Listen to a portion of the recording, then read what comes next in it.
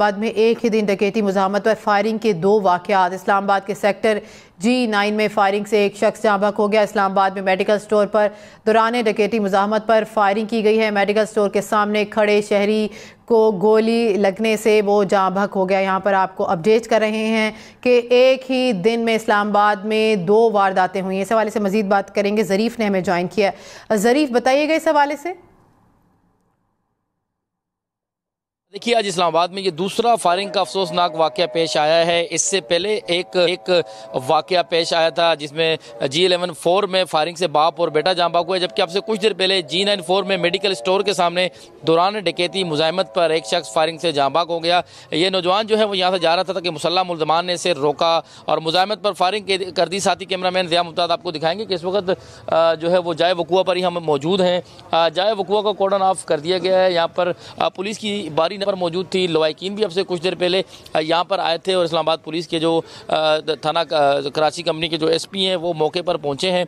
वाक़े की तहकीकात की जा रही है। दूसरा ये वाक़या आज के दिन का पहला वाक़या G11-4 में पेश आया था जहाँ बाप और बेटा जान बहक हुए थे, जबकि इस वक्त ये दूसरा वाक़या है और इसमें जो है ये नौजवान जो है इसे ज़ख्मी हालत में पिम्स अस्पताल मुंतकिल किया गया था। इस वक्त वो जान की बाजी हार चुके हैं अब तक की इतलात के मुताबिक, और इस वक्त पुलिस की जो बारी नफरी है वो मौके पर पहुँच चुकी है। वाक़े से मुताल्लिक तहकीकात की जा रहे हैं। जाए वक़ुआ से जो फरांदिक शवाहिद हैं वो हासिल किए जाएंगे और करीब ही, क्योंकि ये एक मैन इलाका है तो यहाँ पर वो कोशिश की जाएगी कि वाकई की जो CCTV फुटेज है वो भी हासिल की जाए और वाकई की CCTV फुटेज हासिल करके वक़ुआ से मुताल्लिक जो है तमाम तर जो शवाहिद है वो हासिल किए जाएंगे। जबकि पुलिस का कहना है कि जल्द ही मुल्ज़मान को गिरफ्तार कर लिया जाएगा। इस वक्त पुलिस के जो आला हुकाम है वो मौके पर पहुँच चुके हैं। जी ठीक है, ज़रिए बताइएगा, मुल्ज़िमान के हवाले से उनकी तलाश तो जारी है, तो वो पैदल थे, कोई व्हीकल थी उनके पास, गाड़ी या बाइक, वो किस पर सवार थे?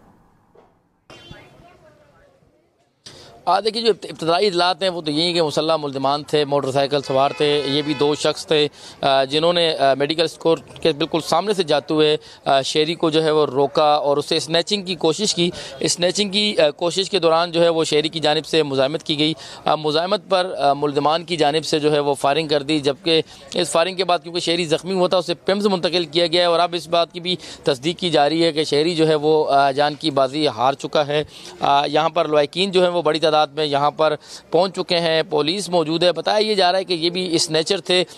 पुलिस की जानिब से नाकाबंदी की गई थी क्योंकि 1-5 पर इतला दी गई थी जिस पर नाकाबंदी भी हुई और तमाम तर जो है, लेकिन मुल्ज़िम को इस वक्त तक गिरफ्तार नहीं किया जा सका। पुलिस के जो अफसरान हैं वो मौके पर पहुँच चुके हैं और जाए वक़ुआ से मुताल्लिक तहकीकात की जा रही हैं। जी सही। ज़रिए बताइएगा, सुबह जैसे वाक़या पेश आया G11-4 में, अब यहाँ पर ये अहम शराह इस्लामाबाद की वफाकी दारहुकूमत में, तो यहाँ पर सिक्योरिटी के ये इंतजाम हैं, तो बाकी इलाकों में कैसी सूरत हाल है? पुलिस क्या इस हवाले से कह रही है? देखिए, सिक्योरिटी की जो हालात हैं वो तो ज़ाहिर है कि ख़ासे अरसे से इस्लामाबाद में इसी तरह के हैं। ख़ुसूसन अगर इस 2023 की बात की जाए तो 2023 में जो जराइम की वारदातें हैं वो 2022 की निस्बत ख़ासी ज़्यादा हैं।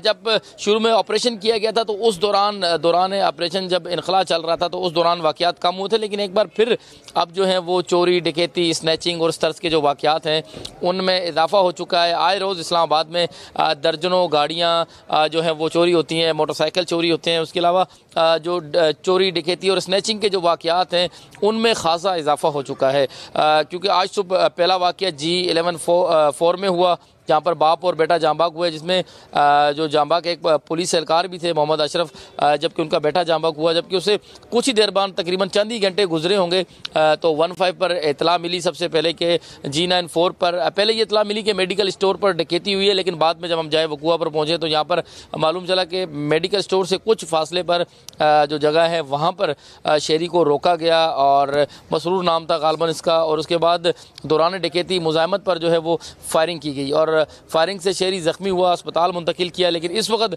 ये तस्दीक की जा रही कि शहरी जो है वो जान की बाजी हार चुका है। इस वक्त जो शहरी हैं वो यहाँ पर मौजूद हैं, खासी एक तादाद है। पुलिस अफसरान भी मौके पर पहुँचे हैं और जो जगह है उसे कॉर्डन ऑफ किया गया है और जाए वक़ुआ से फरांदिक शवाहिद हासिल किए जा रहे हैं और कोशिश की जा रही है कि जो CCTV फुटेज है वो हासिल की जाए। एक ही दिन में इस तरह से वफाकी दारहुकूमत में 2 अफसोसनाक वाक़े का हो जाना, तो IG इस्लामाबाद की जानिब से कोई नोटिस लिया गया है या कोई मौक़िफ़ उनकी जानिब से कोई सामने आया है?